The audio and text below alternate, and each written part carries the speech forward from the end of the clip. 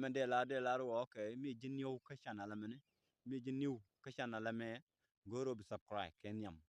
ko bi rwanye dial ki bleri te newni bi kula jegi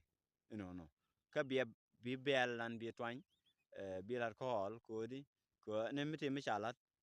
ba jijek nchang no na me alar mo ka yendi al yene te newni de jojen ki yen yewna ka platform me bia no mo bia lat ko bran ben information ba ngola jaga ana bia te kamal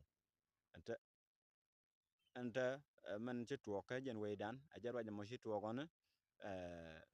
ko kon ci ne kon ci ka mislead ke information ni ci pek ni chane ka miet ke information ni la tuwo ko jun bilani information meti ke ibeden to ko tan gen bilado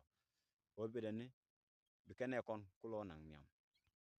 ray ma we ke yendi al yen nor di al tinti wi mon ko an ma lada no kon chane information to very clear chane ka top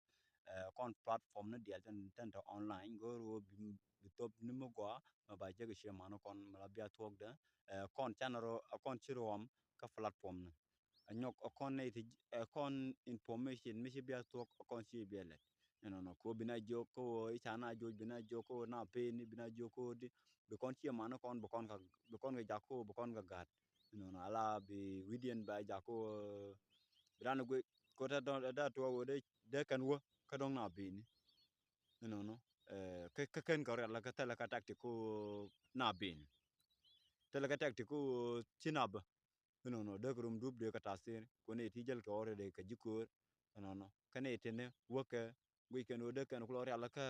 chicken go ando joje ye tie ka ne re chicken ga shop bu kon goro ni wo bu kon la na mi la tok bi joje bi chi man kon no bi elwa chi kon be la na mi chi man kon chi abalwa la ra mo we ka yendi al yene di al ton bia goro bia la na mi la tok bi joje bi chi man kon bi jelwa no yen platform dia al ton online kan ware bia goro bia la tok no ko bi tok be ne kon be ko lo won nan kan yam le la te ka tani ko en platform ya la korano kon ji media ko ki ko net nan ka guante korten